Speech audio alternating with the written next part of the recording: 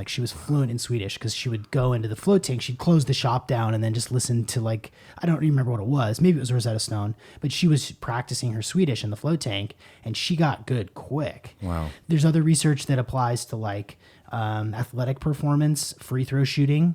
And the way that they set that up was through visualization. So you go into the float tank and you visualize every shot, perfect backspin, swish every time. And they showed that the people that were in there visualizing that practice were actually better when they had to apply that in real life. And so, I mean, we still know so little about how the brain works and how we learn and what is consciousness.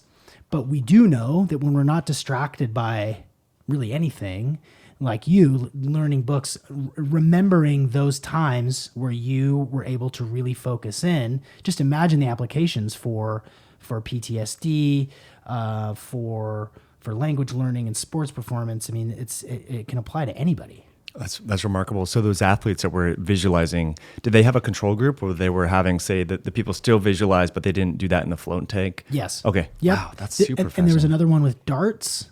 Because darts is like a highly focused, I mean, all sports is, but there was darts, free throw shooting, and then I think there was maybe bowling was another one. But yeah. Seems like archery. I mean, there could be a lot of applications for that. Wow. And so getting back to the neurophysiology, if you will, you were saying that the brain waves are changed. So alpha, theta, maybe if we can...